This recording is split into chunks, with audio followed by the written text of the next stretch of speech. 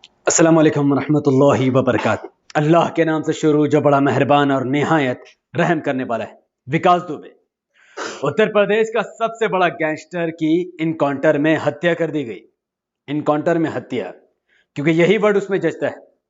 विकास दुबे के इनकाउंटर के बाद, उसकी हत्या के बाद विकास दुबे का तो अंत हो जाएगा, लेकिन कोई क्राइम का अंत नहीं होगा, बल्कि विकास दुबे का ऐसा फेक इनकाउंटर सिर्फ और सिर्फ लोकतंत्र, डेमोक्रेसी की हत्या है। और हाई कोर्ट, सुप्रीम कोर्ट जैसी संस्था के मुंह पर तमाचा है कि जिनके सामने, नाक के नीचे, बिना उनकी परमिशन के एक क्रिमिनल को पुलिस सजा दे देती है और पूरा लोकतंत्र खामोश होकर देखते रहता है। इस जैसे कई हजारों की तादाद में विकास दुबे आज भी कई सारे पॉलिटिकल लीडर के तलवे चाटते हैं, उनके लिए मर्डर करते हैं, क्राइम करते हैं, गरीबों का जमीन झपटते हैं, रेप करते हैं, बलात्कार करते हैं, लेकिन वो बच जाते हैं। विकास दुबे एक नाम निहाद ब्राह्मण की आज हत्या हुई है, लेकिन ये कोई इंसाफ नहीं है। 8 पुलिस वालों का कत्ल का इल्जाम जिस पर लगा और दिन दहाड़े उसका इनकाउंटर किया जाए, इसमें कई सारे सवाल खड़े होते हैं। मैं इसे फेक इनकाउंटर मानता हूं। इसके पीछे मेरे पास 5 बड़े बड़े सवाल है, जिसके जवाब उत्तर प्रदेश की पुलिस तो यहां पर कभी नहीं दे पाएगी, लेकिन वो अनबग जो वीडियो को देखते हैं और गाली गुप्ता करते हैं, उनसे उम्मीद है कि वो अगर इस सवाल का जवाब देना चाहे तो दे दें। विकास दुबे, जब विकास दुबे को मंदिर से उठाकर कानपुर की तरफ ले जाया जा रहा था, तो रास्ते में इनकाउंटर होने से पहले 2 किलोमीटर पहले मीडिया वालों को बैरिकेड लगाकर क्यों रोका यूपी की पुलिस ने? और जैसे ही मीडिया वालों को रोका, 2 किलोमीटर बाद इनकाउंटर कर दिया गया। क्या इसका सवाल का जवाब उत्तर प्रदेश की पुलिस के पास है? दूसरा सवाल, विकास दुबे को जब उज्जैन मंदिर से पकड़ा गया, मंदिर से बाहर निकाल कर जब उसने सरेंडर किया, तो उसे टाटा सफारी में बैठाया गया था। और जब उसका इनकाउंटर हुआ और जो गाड़ी पलटी हुई थी, वो गाड़ी TUV 300 थी। तो अगर टाटा सफारी में विनय दुबे था, विकास दुबे था, तो फिर TUV 300 कैसे उल्टा हुआ था और विकास दुबे वहां से भागा कैसे?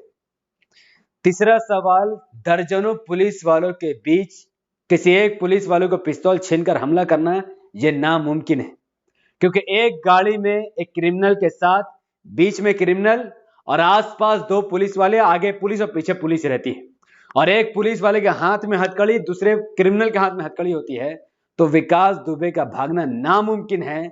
और चौथा सवाल भी इससे रिलेटेड है कि अगर एक पुलिस वाले के हाथ में हथकड़ी है और दूसरे क्रिमिनल के हाथ में हथकड़ी है, तो वो कैसे भाग सकता है? क्या वो पुलिस वालों को घसीट कर भाग रहा था और जब गाड़ी उलट गई तो विकास दुबे का भागना नामुमकिन था? फिर भी पुलिस वाले ने झूठी स्टोरी गढ़न दी।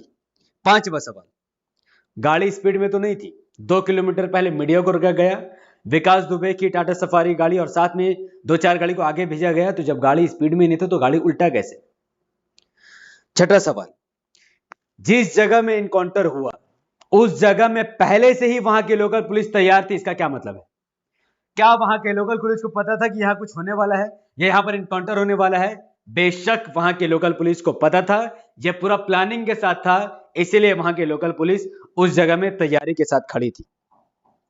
सातवां सवाल, और यह सबसे बड़ा लॉजिकल सवाल है कि जब विकास दुबे ने इतने सारे पाप करके, इतने सारे कत्लेआम करके, ये मर्डर, ये नाम निहाद ब्राह्मण खूनी, उज्जैन मंदिर में जाकर शरण लेता है और सरेंडर कर देता है, तो जब एक व्यक्ति सरेंडर करता है पुलिस या जज या अदालत से डरकर, तो फिर वो भागने की भला कोशिश क्यों करेगा? इसका सिर्फ एक ही बात है कि जब कोई गुंडा, कोई मवाली, कोई गैंगस्टर, ये सब छोटे छोटे नाली के कीड़े होते हैं जिसको पॉलिटिशियन पालते हैं, उनको पैसे खिलाते हैं, उसे बड़ा करते हैं, उसके हर क्राइम को धो देते हैं, हर क्राइम को छुपा देते हैं, चाहे वो पुलिस वाले को मारे या चाहे किसी नेता को। और जब ये गैंगस्टर बन जाते हैं तो इन्हीं पॉलिटिशियन के आंखों में खटकने लगते हैं, और इनका जिंदा पकड़े जाने का मतलब है कि साफ साफ किसी न किसी बड़े पॉलिटिशियन की गिरबान पर हाथ लगा देना। पिछले 30 साल से विकास दुबे उत्तर प्रदेश में आतंक मचा रहा है, यहां तक कि उसने थाने के अंदर घुसकर एक नेता को भी गोली मार दी थी, फिर भी वो बाहर घूमता रहा 30 साल से। 30 साल से वहां पर बीजेपी की सरकार नहीं है, ना सपा ना बसपा, बल्कि 30 साल में तीनों की ही सरकार रही है। कुछ साल बसपा की, कुछ साल सपा की, और कुछ साल पिछले 6-8 साल से योगी आदित्यनाथ की। तो विकास दुबे ने सिर्फ सपा के लिए काम किया हो यह जरूरी नहीं है, जब विकास दुबे ने बसपा के लिए काम किया हो यह भी जरूरी नहीं है। या विकास दुबे ने सिर्फ योगी आदित्यनाथ या बीजेपी के लिए काम किया हो, ये भी जरूरी नहीं है, बल्कि ये बिल्कुल हो सकता है कि जब जब वोट का टाइम आया, जब जब लोगों को जीतने की जरूरत थी, जब जब जिसकी पार्टी बनी, जिसका गवर्नमेंट बना, उसने विकास दुबे का यूज किया। और आज जब विकास दुबे के हाथ 8 पुलिस वालों का कत्ल से रंगने का आरोप जब मीडिया वालों ने लगाया, मैंने तो नहीं देखा, और उसने मारा, तो हो सकता था इसकी खबर उस तक किसने पहुंचाई, ये भी बात लीक हो चुकी थी। पुलिस वालों से उसका कनेक्शन था। उत्तर प्रदेश की पुलिस खुद विकास दुबे के साथ मिलकर काम कर रही थी। अगर मिलकर काम नहीं कर रही थी तो किसने विकास दुबे को बताया कि 8 पुलिस वाले उसे पकड़ने आ रहे हैं? किसने विकास दुबे को हर बार बचाया? किसने विकास दुबे की फाइल छुपाई? किसने विकास दुबे को बाहर रखा, जेल के सलाखों से दूर रखा? तो ये पूरा का पूरा सिस्टम ही भ्रष्ट है। इस वक्त उत्तर प्रदेश में बीजेपी की सरकार है, मतलब रामराज, मतलब गुंडा राज है। ये कोई राम राज फार्म राज नहीं है। इससे बेटर तो जो आस्था सनातन धर्म वालों की है, ना दलित ना मुसलमान की, सिर्फ सनातन धर्म वालों की, ब्राह्मणों की, कि रावण का एक अलग राज्य था, राम का एक अलग राज्य था। राम राज्य में न्याय होता था, रावण के राज्य में राक्षस रहते थे।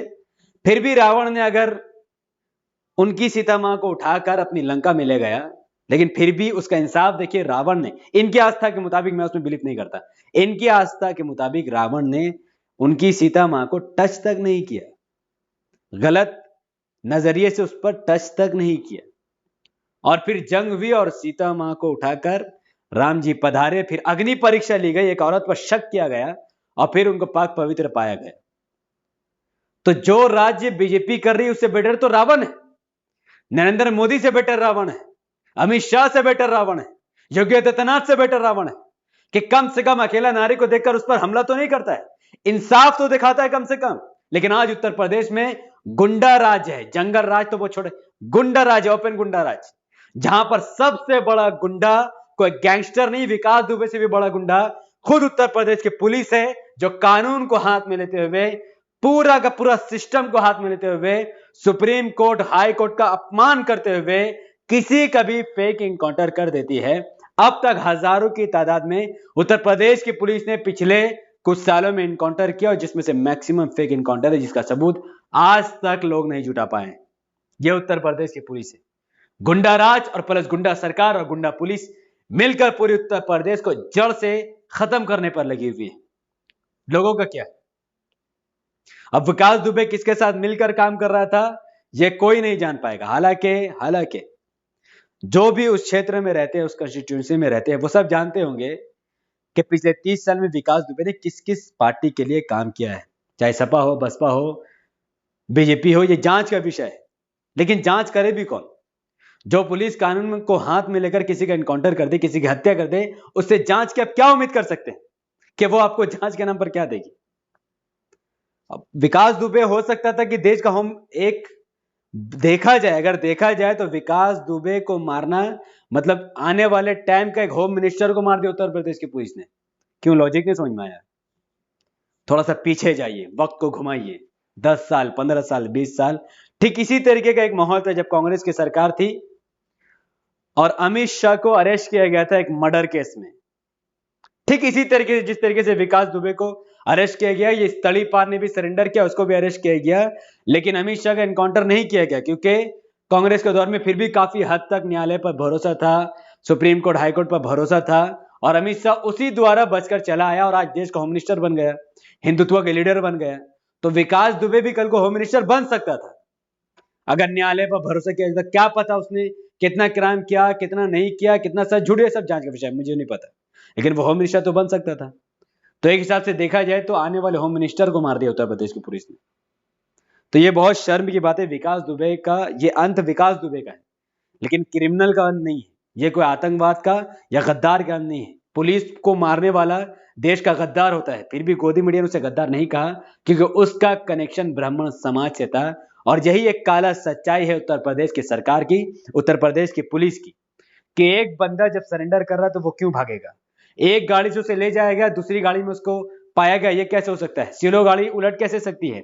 उल्टी हुई गाड़ी से हथकड़ी लगा हुआ इंसान कैसे भाग सकता है? 12 दर्जनों पुलिस वालों के बीच में पिस्तौल को कैसे छीन सकता है? और इनकाउंटर से 2 किलोमीटर पहले बैरिकेड लगाकर पुलिस मीडिया वालों को कैसे रोका जा सकता है? ये साफ साफ दर्शाता है कि पूरा का पूरा एक फेक प्रोपेगेंडा था बड़े बड़े लीडरों को बचाने के लिए, चाहे वो लीडर जिस पार्टी से भी हो। तो अल्हम्दुलिल्लाह ये बात खुद असदुद्दीन ओवैसी साहब ने कुछ वक्त पहले ही लोगों को बताई कि योगी आदित्यनाथ अगर इंसाफ चाहता है तो उसका इनकाउंटर मत करवाना, उसे न्याय के हिसाब से, उसके साथ जिन लोगों के साथ अन्याय है वो उन्हें न्याय दिलाना, स्पेशल कोर्ट बैठाना और फिर उसको सजा देना डेमोक्रेसी के हिसाब से। लेकिन हिंदुत्व के आइडियोलॉजी वाले लीडरों को डेमोक्रेसी पसंद नहीं है। आजाद साहब का ये वीडियो सुनिए और मैं वीडियो यहीं पर खत्म करता हूँ। बहुत बहुत शुक्रिया। अस्सलाम वालेकुम रहमतुल्लाहि व बरकातहू। ये कह रहा हूं कि आपके लिए पर्सनल चैलेंज है कि आप विकास दुबे को अरेस्ट करेंगे, उसको गोली मारकर उसको खत्म नहीं करेंगे। आप उसको आप अरेस्ट करेंगे, स्पेशल कोर्ट बनाकर उस पर एक केस चलाएंगे और कोर्ट के जरिए उसको सख्त से सजा दिलवाएंगे। ये जमहूरियत की, डेमोक्रेसी की और रूल ऑफ लॉ की कामयाबी होगी। अगर कल उत्तर प्रदेश की पुलिस और योगी आदित्यनाथ की सरकार ये विकास दुबे को पकड़कर उसको अगर ठोक देंगे और उसको खत्म कर देंगे, तो याद रखिए वो जो क्रिमिनल ने जो हमारे पुलिस वालों को मारा और आपकी अगर सरकार ऐसा करती है तो फिर क्या फर्क बाकी रहेगा। हम तो रूल ऑफ लॉ के तहत, संविधान के तहत हुकूमत को चलाएंगे। ये क्रिमिनल में और सरकार में फर्क होना चाहिए। उत्तर प्रदेश की सरकार को अपनी पॉलिसी को बदलना चाहिए। ये ठोकने की पॉलिसी नहीं, काम में आने वाली नहीं है। ये ठोकने की पॉलिसी की वजह से तो पुलिस वाले मारे गए। रूल ऑफ लॉ पे चलाइए। और वो जो विकास दुबे है, ये तो आप ही का तैयार करता है ना। इस फ्रैंकेनस्टाइन को, इस शैतान को तो आप ही लोगों ने साथ ठहर कर बड़े बड़े फोटो लिए, बड़े बड़े तस्वीर लिए। अच्छा, उसके कॉल रिकॉर्ड्स कम से कम जनता की अदालत में रख दीजिए, उसने कितने लीडर्स को कॉल किया। तीसरी बात, अहम बात यह है कि हमको पॉलिटिक्स से इन गुंडों को दूर रखना चाहिए। अगर मेरी जात का है तो अच्छा गुंडा है, मेरी जात का नहीं है तो खराब गुंडा है। गुंडा गुंडा होता है, क्रिमिनल क्रिमिनल होता है। उसका न कोई पॉलिटिक्स से ताल्लुक रहना चाहिए, ना पॉलिटिशियन को उनको एनकरेज करना।